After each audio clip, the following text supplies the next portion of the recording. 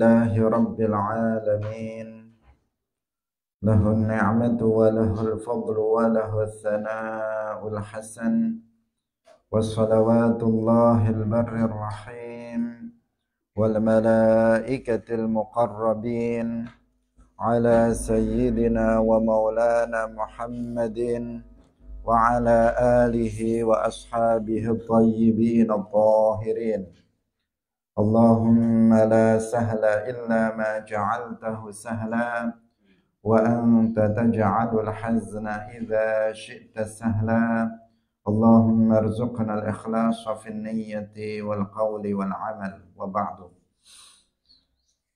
إلى النبي المصطفى صلى الله عليه وسلم وإخوانه من الأنبياء والمرسلين والشهداء والصالحين، خصوصا إلى سلطان الأولياء الشيخ عبد القادر الجيلاني والشيخ أحمد الرفاعي والشيخ بهاء النقشبندي والشيخنا عبد الله الهرري، وإلى أرواح مؤسس جمعية نهضة العلماء الشيخ محمد هاشم أشعري والشيخ بسر سنسوري والشيخ عبد الوهاب حسبوه، وإلى أرواح جميع أهل القبور من المسلمين والمسلمات. الفاتحة. أعوذ بالله من الشيطان الرجيم.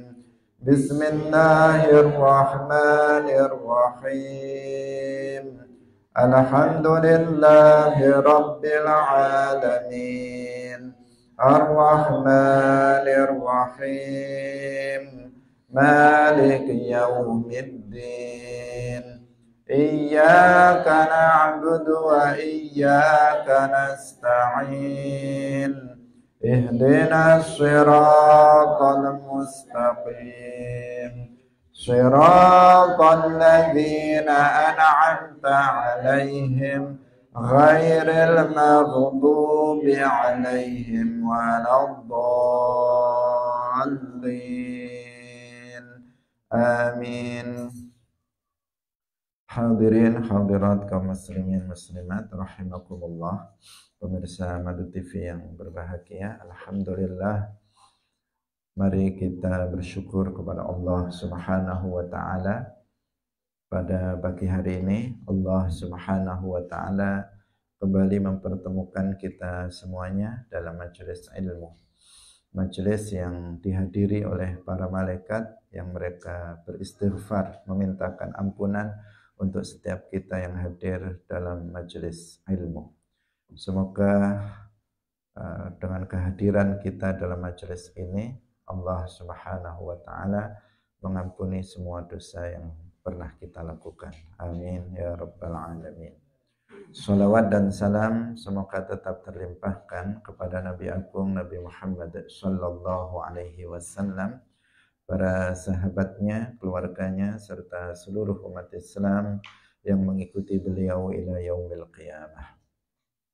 Hadirin rahimakumullah, kita masih pada bagian akhir dari babul li'an. Mari kita ikhlaskan niat kita lillahi ta'ala. Wa an Umar radhiyallahu anhu qala man aqarra biwaladin tarfata ain falaysa lahu ayyanfiyah. Akhrajahu al-Baihaqi wa huwa hasanun mauqufun. Qala wasdawuh sapa Umar bin al-Khattab radhiyallahu anhu, man utawi sapane wong iku aqarra wis netepaken sapa man biwaladin kelawan anak, torfatain kelawan torfatain, artinya ini untuk memperkuat saja. Torfatain falaisa mangka ora ana iku lahu ketuweman apa ayan fiyahu yanta nafe'aken ing walad. Akhrajahu al-Baihaqi wa huwa hasanun mauquf. Diriwayatkan dari Umar radhiyallahu anhu, beliau berkata, barang siapa yang sudah menetapkan bahwa seorang anak itu adalah anak dia, maka sama sekali dia tidak boleh untuk menafikannya. Tidak bisa dia menafikannya. Jadi kalau ada seseorang, dia sudah menetapkan, dia mengakui ketika istrinya itu melahirkan, kemudian dia mengakui bahwa anak yang dilahirkan oleh istrinya itu adalah anak dia, maka setelah itu dia tidak boleh menafikannya. Dia tidak boleh mengingkarinya. Ketika dia mengatakan ini adalah anak saya, maka nggak boleh 1 menit kemudian dia bilang ini bukan anak saya. Itu nggak boleh. Karena dia sudah dalam hal ini sudah mengakui, sudah menetapkan bahwa anak yang lahir dari istrinya itu adalah anak dia. Ini masih berkaitan dengan pembahasan kita sebelumnya tentang hal pengingkaran terhadap anak. Karena kalau pengingkaran terhadap anak ini nanti kan masuknya pada qadzaf ya, pada qadzaf, tuduhan terhadap ibunya telah melakukan zina. Ketika seorang laki-laki misalnya tidak mengakui, mengatakan ketika istrinya melahirkan, dia mengatakan ini bukan anak saya. Artinya kan dia menuduh ibunya telah berzina dengan laki-laki lain. Nah, ini lanjutan dari pembahasan sebelumnya. Nah, ketika seseorang istrinya melahirkan, kemudian dia mengatakan ini adalah anak saya. Nah, setelah itu nggak boleh bagi dia untuk mengingkarinya, kemudian mengatakan ini bukan anak saya. Artinya nggak bisa dibuat pegangan ucapan dia berikutnya ketika dia mengingkari sesuatu yang sudah dia akui atau sesuatu yang sudah dia tetapkan. Karena bisa jadi ada hasutan dari orang lain, misalnya ketika anaknya sudah lahir, dia mengakui ini adalah anak saya. Kemudian ada orang yang bilang, anak kamu kok kayak begitu, kayaknya nggak mirip kamu misalnya. Terus dia ragu-ragu. Kemudian dia mengingkari anaknya tersebut, maka pengingkaran itu tidak bisa dijadikan sebagai pedoman. Artinya yang berlaku adalah pengakuan dia bahwa anak tersebut sebagai anak dia. Wa an Abi Hurairah radhiyallahu anhu anna rajulan saat temene wong lanang kala ana wong lanang kala dawuh atau ngucap sapa rajul, ya Rasulullah, inamraati waladat, inamraati saat temene bojo wadon ingsun iku waladat wis nglairaken sapa imraati gulaman ing anak aswada kang ireng, anak ireng. Qala jawab sapa Kanjeng Nabi, halaka ana ta iku ketuwe sira min ibilin saking unta. Qala jawab sapa rajul, na'am, iya.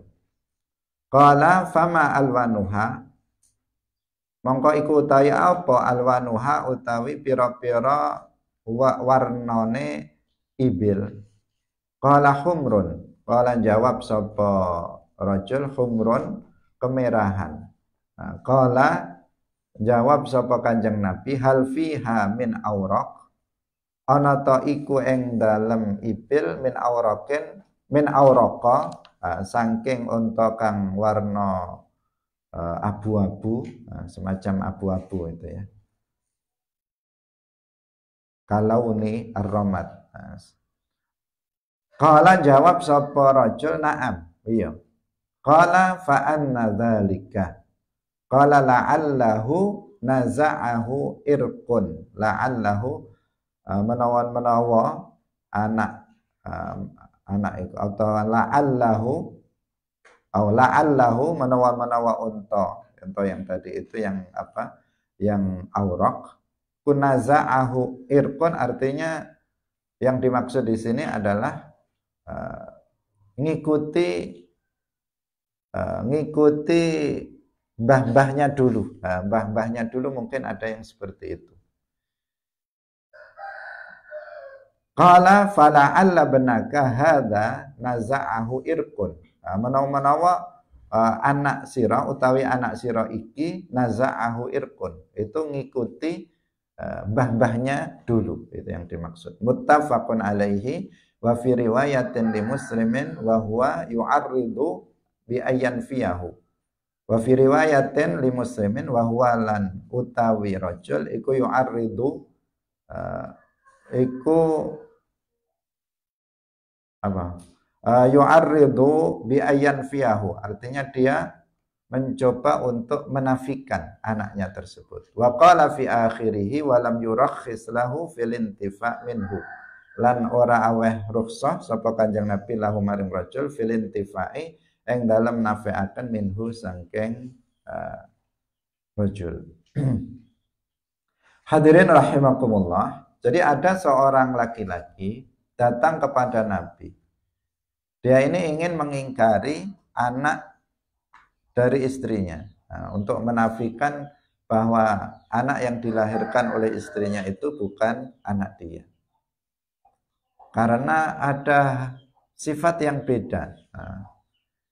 Ketika istrinya sudah melahirkan, ternyata anak yang dilahirkannya itu hitam. Padahal bapaknya nggak hitam, ibunya juga nggak hitam. Tapi anaknya kok hitam, warna kulitnya itu. Sehingga si laki-laki ini dia ingin mengingkari bahwa anak yang dilahirkan oleh istrinya itu adalah anak dia. Sehingga dia datang kepada Rasulullah Shallallahu Alaihi Wasallam menceritakan hal itu, mengatakan kepada Nabi, wahai Rasulullah, istriku sudah melahirkan, tapi kok istriku itu melahirkan seorang anak yang berkulit hitam. Nggak sama bapaknya, sama ibunya nggak sama. Kemudian Nabi menjawab, ini sebagai membuat perumpamaan. Nabi bertanya kepada dia, apakah kamu punya unta? Laki-laki itu menjawab, iya, saya punya unta. Apa warnanya?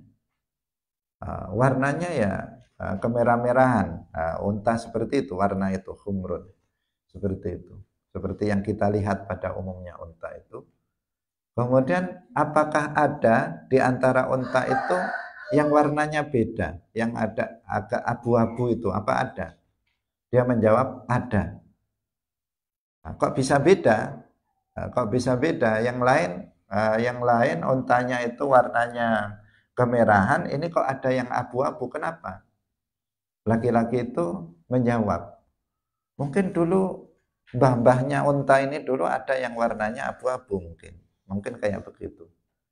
Kemudian Nabi bersabda, kalau begitu mungkin saja anak kamu itu dulu ada mbah-mbahnya yang warna kulitnya hitam, mungkin saja seperti itu. Ini namanya naza'ahu irkun, seperti buah-buahan, ya. Buah-buahan itu terkadang dia semuanya warnanya sama atau mungkin juga rasanya sama, tetapi ada satu dua yang beda. Itu yang dimaksud irkun itu disamakan dengan buah. Jadi itu juga demikian. Mungkin saja anak kamu ini dulu mbah kamu atau dari istrimu itu dulu ada yang berkulit hitam, sehingga anak kamu itu nurun dari mbah-mbahnya. Mungkin saja seperti itu. Artinya apa? Nggak boleh laki-laki tersebut untuk mengingkari. Untuk mengingkari hanya sekedar qarinahnya ada qarinahnya cuman warna kulit. Itu tidak bisa dijadikan sebagai dasar untuk mengingkari anak. Tidak mengingkari anak artinya menuduh istrinya telah melakukan zina. Itu tidak diperbolehkan. Karena itu terjadi, bisa terjadi hal yang seperti yang tadi itu. Nggak sama. Pada umumnya kan mirip, ya. Anak itu pada umumnya itu mirip sama bapaknya atau sama ibunya. Bahkan ada yang persis, bukan hanya rupanya saja, bukan hanya tinggi pendeknya, tetapi cara ngomongnya terkadang sama, mirip ya, mirip sekali. Tindak tanduknya juga terkadang sama kalau diperhatikan. Oh ini mirip ibunya, ini mirip bapaknya. Itu selalu ada keserupaan. Itu umumnya, umumnya kayak begitu. Tapi ada juga anak itu kan nggak mirip bapaknya juga nggak mirip ibunya. Nah, tapi juga nggak mirip tetangganya atau mirip bapak. Ya pokoknya bisa jadi kalau di namanya ditelusuri dulu mbahnya itu apa? Mbahnya ada yang mirip kayak mbahnya. Nah, bisa berkesimpulan seperti itu. Muncul juga kadang ketika seseorang orang tua, ya, orang tua yang sudah tua yang menemui mbah kita dulu atau menemui buyut kita itu mengatakan ini anak ini kayak mbahnya ya, kayak mbahnya, mirip dengan mbahnya. Bukan mirip bapaknya atau ibunya, tapi mirip mbahnya. Itu adalah sesuatu hal yang mungkin terjadi. Makanya Nabi Shallallahu Alaihi Wasallam di sini artinya berusaha meyakinkan kepada laki-laki itu bahwa nggak bisa kamu menuduh istrimu berzina dengan hanya sekedar bahwa anak yang dilahirkannya itu warna kulitnya beda dengan kamu, beda dengan istrimu. Karena bisa jadi itu warna itu adalah dia menurun atau dengan mbah-mbahnya dulu. Mungkin mbahnya pas atau mbahnya mbah atau bapaknya mbah bisa jadi itu nurun kepada cucunya tersebut. Nggak mesti langsung nurunnya itu keserupaannya itu pada bapak atau ibunya. Hadirin yang dirahmati oleh Allah Subhanahu wa taala. Nah, kita lanjutkan kembali. Jadi seseorang itu di sini juga menunjukkan ya, hadis ini juga menunjukkan bahwa kita itu harus berhusnudzon, berprasangka baik kepada seseorang. Tidak boleh kemudian seseorang apalagi cuman sekedar itu kemudian dia menuduh seseorang berzina. Terkadang ini kan terjadi ya, sering terjadi di masyarakat. Bahkan bukan suaminya yang menuduh istrinya, tetapi orang lain. Anak ini kok beda ya sama bapak ibunya. Jangan-jangan dia jangan-jangan saja. Jangan-jangan ini bukan anak mereka dan seterusnya. Suudzon, berprasangka buruk kepada orang lain dan itu dalam perkara yang sangat berbahaya, yaitu masalah qadzaf, tuduhan orang lain telah melakukan zina. Itu kan konsekuensinya kan seperti itu. Ketika dia mengatakan ini bukan anak dia misalnya, maka itu berarti menuduh ibunya telah berzina. Babul iddati wal ihdad. Babul iddati utawi iki iku bab nerangaken iddah wal ihdadi lan ihdad. Iddah itu adalah masa menunggu. Biasa diterjemahkan masa menunggu seseorang ketika diceraikan oleh suaminya, ditolak atau ditinggal mati oleh suaminya, masa menunggu untuk kemudian dia bisa untuk menikah kembali. Itu disebut dengan masa iddah. Sehingga iddah ini ada dua macam. Ada iddatul mutallaqah, ada iddatul wafat. Iddatul mutallaqah adalah iddah seorang perempuan yang diceraikan oleh suaminya. Sedangkan iddatul wafat adalah iddah seorang perempuan yang ditinggal mati oleh suaminya. Karena nanti akan ada perbedaan di antara keduanya yang akan diterangkan di dalam hadis-hadis yang akan kita baca. Nah, itu ada syariat iddah itu. Nggak boleh seorang perempuan misalnya begitu diceraikan oleh suaminya, besoknya langsung nikah. Atau nanti sore, pagi diceraikan, sore menikah dengan laki-laki lain. Nggak boleh. Atau misalnya ditinggal mati oleh suaminya, langsung nikah. Ini juga tidak diperbolehkan. Dia harus menunggu dulu di masa iddah tersebut. Apa fungsinya? Di samping itu adalah ta'abudiyah, artinya perintah Allah untuk melakukan iddah. bagi perempuan yang diceraikan atau ditinggal wafat oleh suaminya, menjalankannya berarti bernilai ibadah bagi perempuan itu. Selain itu juga terkadang itu untuk untuk mengetahui bara'atir rahim, untuk mengetahui bebasnya rahim. Bebasnya rahim artinya memastikan bahwa perempuan itu tidak sedang hamil. Karena jika belum dipastikan, nanti akan terjadi kejumbuhan dalam masalah nasab.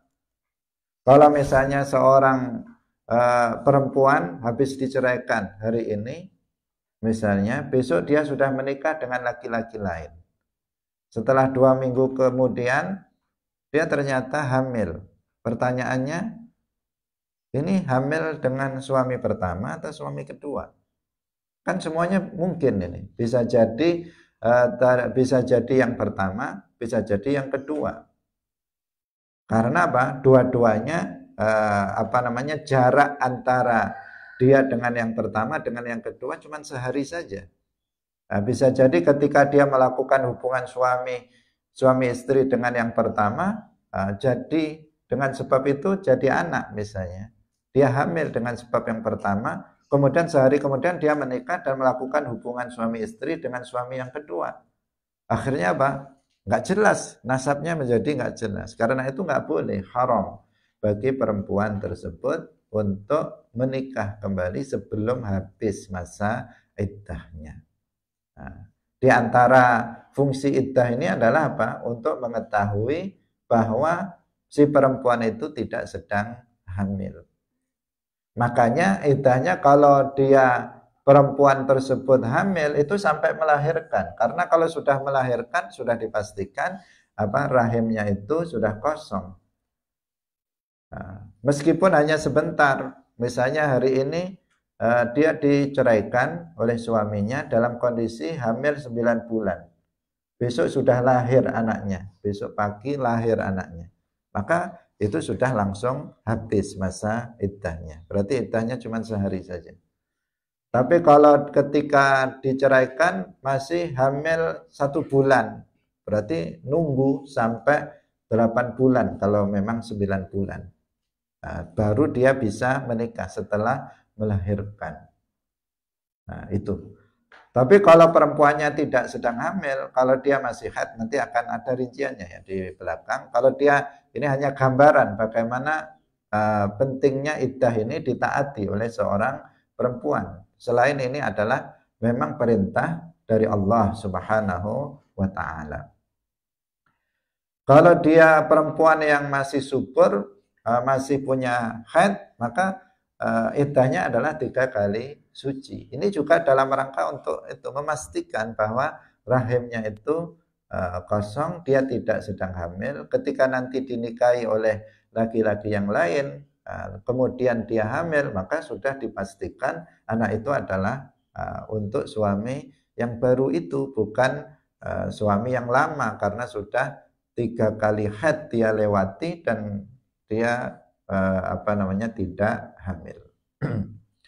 Hadirin yang dirahmati oleh Allah Subhanahu wa ta'ala. Ini namanya iddah. Kemudian yang kedua namanya ada al-ihdad. Al-ihdad. Al-ihdad bukan istihdad ya. Ihdad itu bukan istihdad. Nanti salah paham. Karena kalau al-istihdad kemarin sudah kita bahas juga. Al-istihdad hukumnya sunnah. Kalau ihdad hukumnya wajib. Istihdad itu apa? Istihdad itu mencukur bulu kemaluan, itu hukumnya sunnah. Kalau ihdad itu hukumnya wajib. Apa ihdad itu?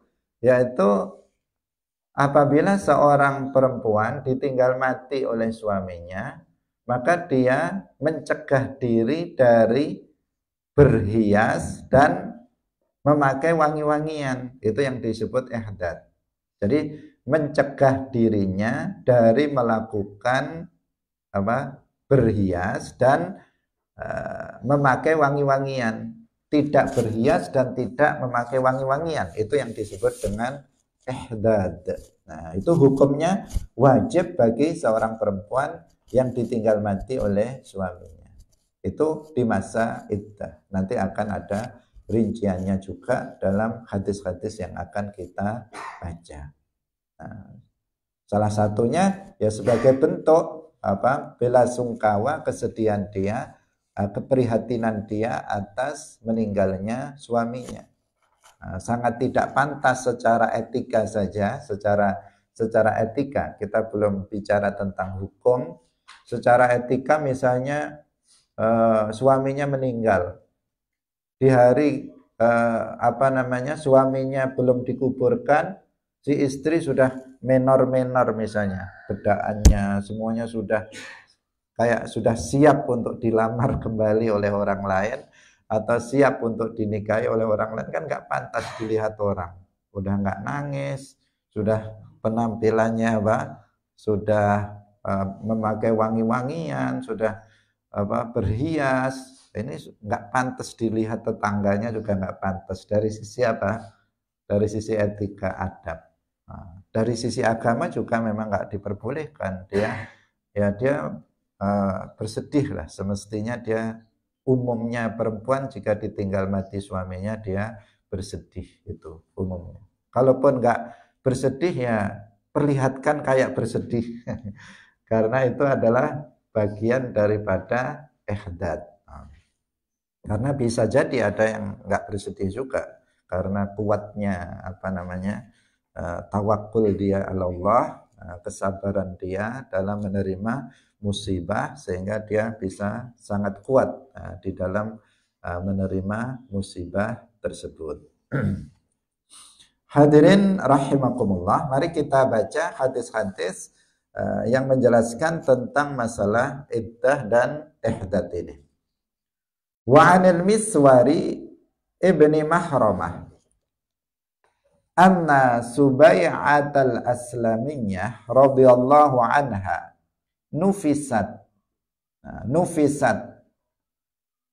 nifas dan nifasi artinya baru saja melahirkan ba'da wafati zaujiha ing dalem sause wafate bojo lanange Subai'ah al-Aslamiyah bilayalin kelawan pira-pira wengi.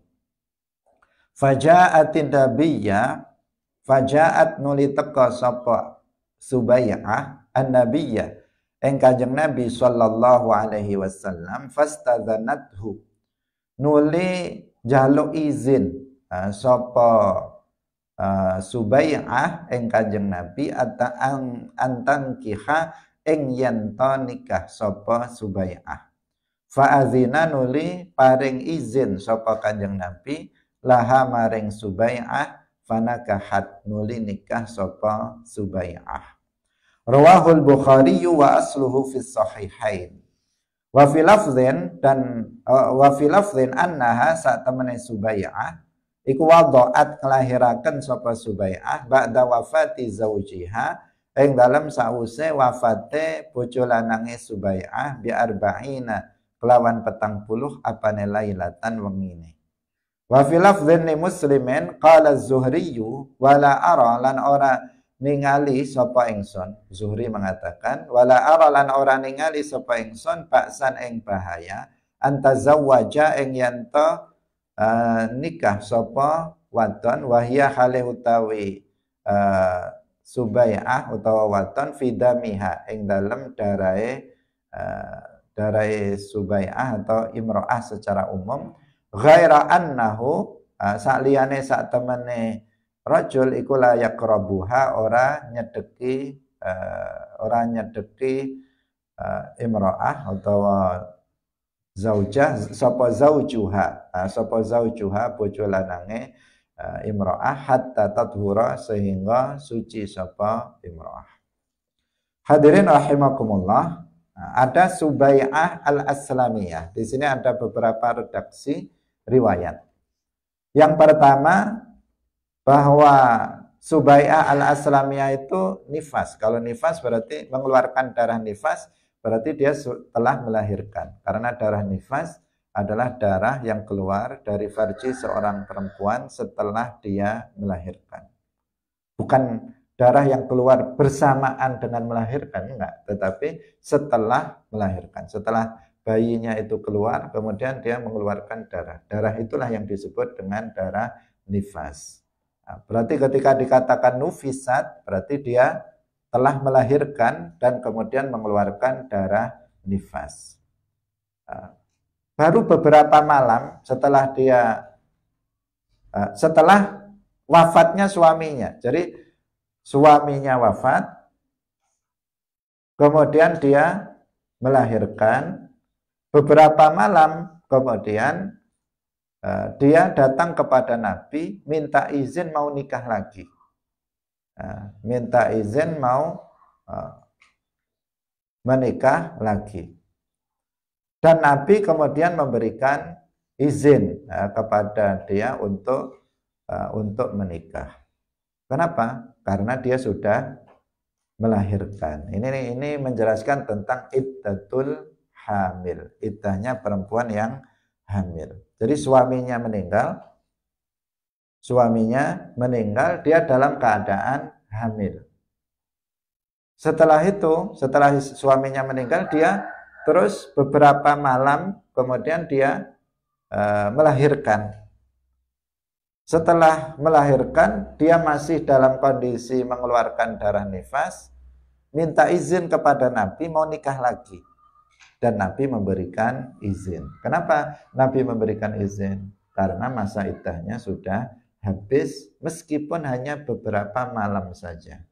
Karena iddatul hamil itu sampai dia melahirkan. Tadi sudah kita gambarkan, meskipun cuma sehari, meskipun cuma beberapa hari, maka dengan melahirkan iddah seorang perempuan yang hamil itu sudah habis. Sudah habis. Jadi kalau perempuan hamil ini bisa sangat lama iddahnya, bisa sangat cepat, tergantung pada usia kehamilannya.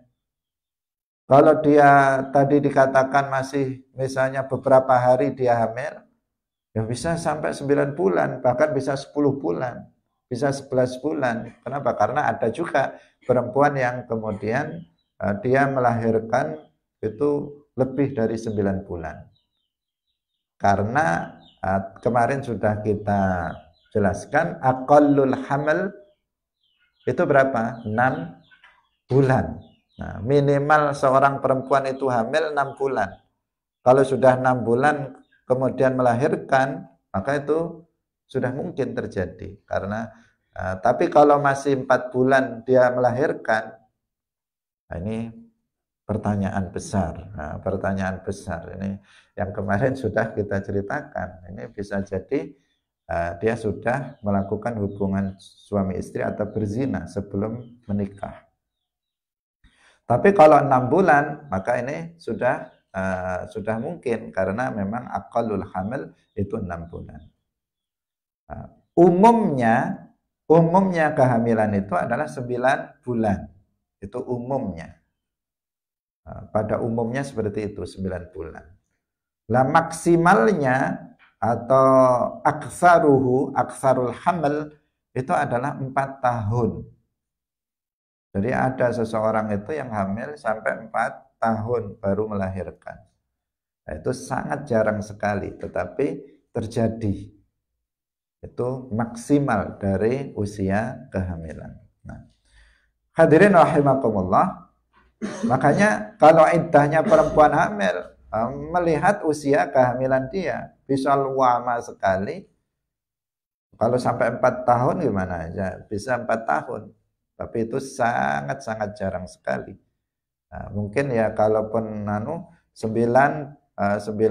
bulan, 10 bulan itu masih ada. 10 bulan, 11 bulan itu masih ada. Kalau lebih dari itu sudah sangat jarang. Biasanya sudah langsung dioperasi saja kalau pada masa sekarang, langsung disesar saja kalau sudah misalnya 10 bulan nggak keluar-keluar atau 11 bulan, kemudian dilakukan operasi sesar. Biasanya seperti itu kalau pada masa sekarang, tidak ditunggu. Nah, hadirin rahimakumullah. Nah, jadi iddatul wafat itu adalah wad'ul hamli, yaitu melahirkan. Terbukti Nabi memberikan izin kepada Subai'ah al-Aslamiyah untuk menikah setelah dia melahirkan pasca ditinggal mati oleh suaminya. Dalam riwayat yang lain, Subai'ah itu sudah 40 hari setelah wafatnya suaminya. 40 hari. Baru dia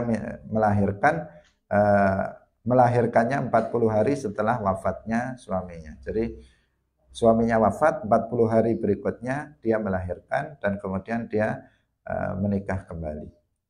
Az-Zuhri, beliau mengatakan bahwa enggak mengapa seorang laki-laki itu menikahi perempuan tersebut yang sudah melahirkan meskipun masih mengeluarkan darah nifas. Hanya saja dia haram untuk menggaulinya sampai dia suci. Jadi tidak mesti menunggu darah nifasnya itu berhenti. Begitu sudah melahirkan, misalnya besoknya langsung menikah, itu enggak masalah meskipun darah nifasnya masih keluar. Jadi nikahnya sah, tetapi dia tidak boleh atau haram melakukan hubungan suami istri. Bahkan termasuk minal kabair, termasuk dosa besar. Seperti yang kita pelajari dalam Mukhtasar, di antara dosa atau maksiat farji itu adalah menggauli istrinya, menjima istrinya di saat istri itu sedang haid atau sedang nifas, dan ini tergolong sebagai dosa besar. Jadi kalau misalnya dia melakukan akad pernikahannya saja di saat istri haid, nggak masalah akad pernikahan. Di saat istrinya nifas melakukan akad pernikahan, nggak masalah, sah, akad pernikahannya sah. Tapi kalau dia istrinya sedang haid atau nifas, ya dia harus nunggu sampai istrinya itu suci dari haid atau nifasnya, kemudian dia bersuci dengan mandi, baru setelah itu dia bisa untuk melakukan hubungan suami istri. Jadi hadis yang pertama ini menjelaskan kepada kita tentang iddatul hamil, yaitu sampai si istri itu melahirkan. Hadirin rahimakumullah, kita hadis yang kedua. Wa ana Aisyata radhiyallahu anha qalat. Qalat wasdawa sapa Aisyah radhiyallahu anha. Jadi ini tentang masalah perempuan, banyak yang diriwayatkan dari Sayyidah Aisyah radhiyallahu anha. Umirat was dan perintah sapa Bariratu Barirah. Barirah ini seorang budak, ya. Kanat amatan, seorang budak perempuan. Anta atadda ing yanto beriddah sapa Barirah bisalasi hiyadin, kelawan telu pira-pira haid. Hiyad itu jamak taksir dari haid. Kalau apa namanya, jamak muannasnya haidat. Haidat biasa dipakai dua-duanya.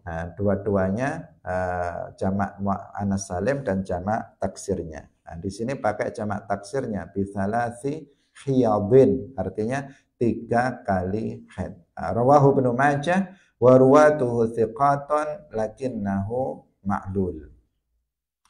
Diriwayatkan dari Aisyah radhiyallahu anha, beliau mengatakan Barirah diperintahkan untuk beriddah dengan 3 kali suci. Dan berarti seperti perempuan yang ditolak, meskipun ada ada khilaf yang subur, ya, zawatul haid, perempuan yang diceraikan dan dia masih haid, maka iddahnya itu 3 kali suci kalau dalam mazhab Syafi'i. Dalam mazhab lain ada yang mengatakan 3 kali haid. 3 kali haid karena ada perbedaan dalam memaknai quru. Salah satu quru itu apa maknanya? Orang Arab memang menggunakan untuk 2 makna, yaitu suci dan haid. Berarti memang dari sisi bahasa salah satu quru itu bisa dimaknai 3 kali suci dan juga bisa dimaknai 3 kali haid, sehingga wajar kemudian ada khilaf di antara para ulama. Nah, 3 kali haid di sini dikatakan kalau Barirah itu diperintahkan untuk beriddah selama 3 kali haid. Beriddah dari apa ini? Yaitu karena dia itu dimerdekakan. Nah, dimerdekakan. Barirah seorang budak perempuan, kemudian dia dimerdekakan. Ketika dia dimerdekakan, maka dia juga dia harus beriddah selama 3 haid, 3 kali haid. Kenapa? Karena budak perempuan ini kan halal bagi sayyidnya. Kalau misalnya seorang budak perempuan hari ini misalnya dia dimerdekakan,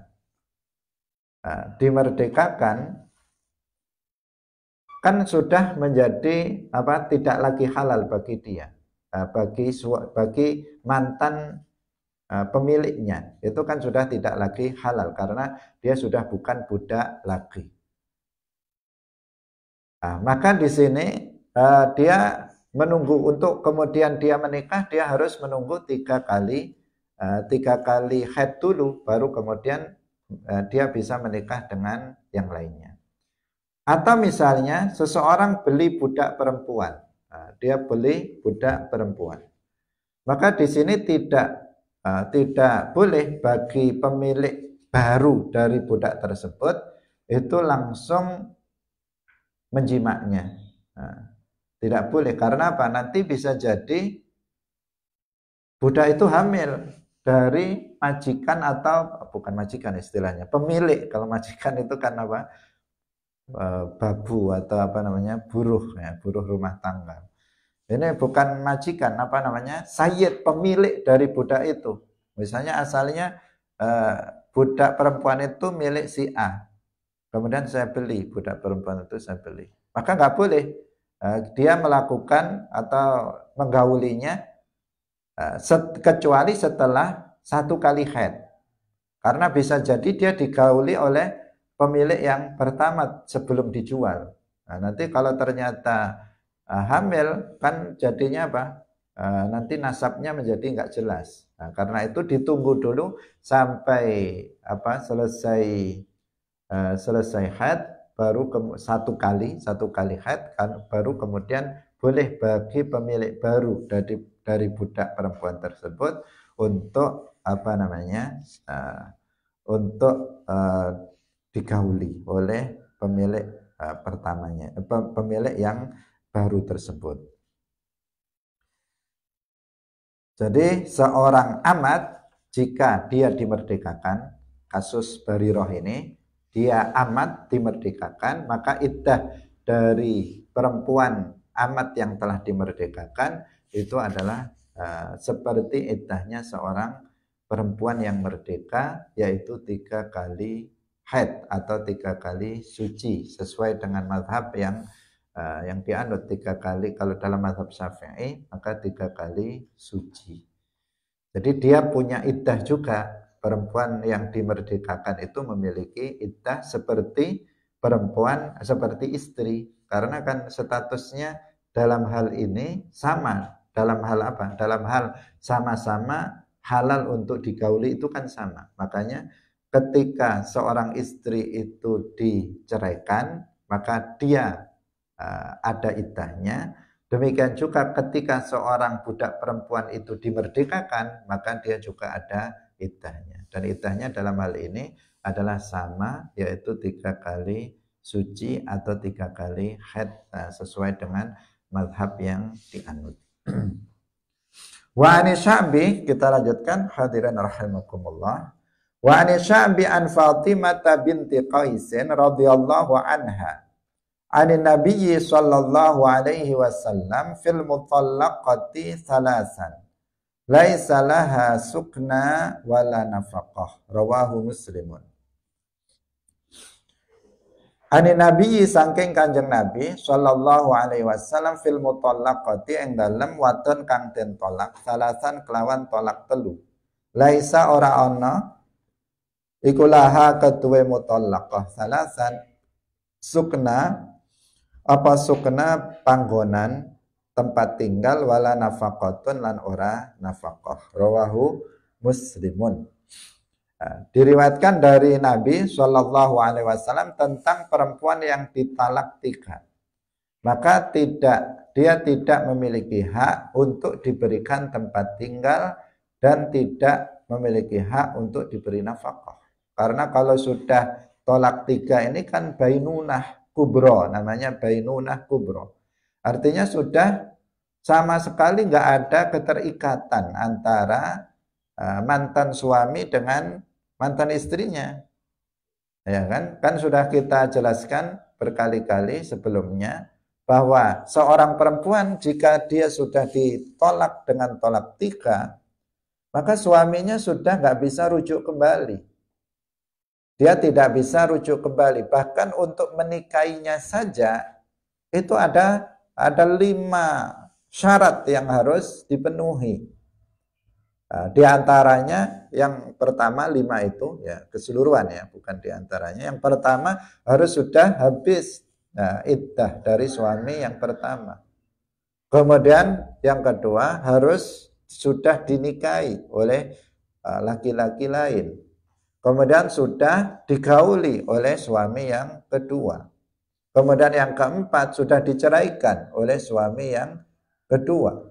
Dan yang kelima sudah habis masa iddah dari suami yang kedua. Baru dia bisa menikah dengan pernikahan baru, dengan akad pernikahan, ada wali dan ada saksi. Nah, makanya kalau sudah diceraikan dengan cerai 3, tolak 3, maka sudah bainunah kubro, nggak ada lagi hubungan suami dengan hubungan laki-laki itu dengan istrinya itu sudah nggak ada. Yang ada ya semuanya mantan suami dan mantan istri orang lain. Maka di sini apa? Di sini nggak ada kewajiban bagi mantan suaminya untuk menyediakan tempat tinggal, dan tidak ada kewajiban bagi mantan suaminya itu untuk memberikan nafkah. Udah suruh pulang ke rumahnya atau cari rumah yang lain. Kecuali kalau suaminya baik, misalnya ya sudah nggak apa-apa, saya beri rumah ini, nggak masalah. Nah, itu kan murni kebaikan, bukan sebuah kewajiban bagi mantan suaminya tersebut. Kalau misalnya dia kasihan nanti nggak punya rumah misalnya, kemudian rumahnya dikasihkan kepada mantan istrinya, itu perkara lain. Itu ihsan, bukan bukan kewajiban. Nah, jadi itu beda kalau masih tolak 1 atau tolak 2, itu masih semuanya tempat tinggal masih harus dia kasih, nafkah juga masih dia kasih, karena di sini suami masih memiliki kesempatan untuk merujuk istrinya tersebut. Nah, terus bagaimana seandainya ditolak 3 tapi kondisi istrinya itu hamil? Nah, di sini ada khilaf. Kalau nggak hamil tadi, ya udah langsung sudah nggak ada hak untuk nafkah dan tempat tinggal. Tapi kalau istrinya itu hamil dan diceraikan dengan cerai 3, di sini ada khilaf di antara para ulama. Kenapa? Karena ada anak dia. Nah, dalam kandungan dia kan ada anak. Sebagian ulama mengatakan istri yang hamil tersebut yang sudah ditolak 3 itu, ya dia masih berhak untuk mendapatkan tempat tinggal dan nafkah. Itu menurut sebagian ulama, seperti Imam Ahmad mengatakan seperti itu. Jadi tetap dia berhak untuk mendapatkan nafkah dan juga tempat tinggal. Kenapa? Karena ada anak dari laki-laki itu dalam rahim perempuan tersebut. Nah, sebagian ulama seperti Al-Imam Syafi'i dan juga Imam Malik itu mengatakan perempuan itu masih berhak untuk mendapatkan tempat tinggal, tapi tidak berhak mendapatkan nafkah. Nafkah yang dimaksud ya untuk makan minumnya itu sudah dia nggak berhak karena sudah tolak 3, tapi untuk tempat tinggalnya dia masih berhak. Nah, dia masih berhak sampai dia melahirkan karena memang dia mengandung anak laki-laki tersebut. Hadirin yang dirahmati oleh Allah Subhanahu wa taala. Jadi ada khilaf perbedaan pendapat dari para ulama. Makanya kalau yang di sini dalam hadis ini ketika dikatakan laisalaha sukna wala nafaqah, maka yang dimaksud di sini adalah jika perempuan tersebut tidak hamil. Nah, dia diceraikan dengan cerai 3 dan kondisinya tidak hamil. Maka dia perempuan itu sama sekali tidak memiliki hak untuk mendapatkan nafkah dan juga tempat tinggal. Ya, kembali kepada keluarganya, kepada bapaknya kembali. Atau ya terserah dia mau kemana dan bagaimana dia mendapatkan nafkah. Mungkin dia setelah habis iddah cari suami lagi untuk menikah yang bisa memberikan nafkah kepada dia dan memberikan tempat tinggal kepada dia. Hadirin rahimakumullah. Nah, waktu sudah habis dan setelahnya kita akan berbicara tentang masalah ihdad. Barakallahu fikum wallahul muwaffiq ila aqwamit thoriq. Wassalamualaikum warahmatullahi wabarakatuh. La ilaha illallah. Allahumma salli ala sayyidina Muhammad wa ala alihi wa sahbihi wa sallim. Rabbi ghfirli wa liwalidayya wa lil mu'minina wal mu'minat.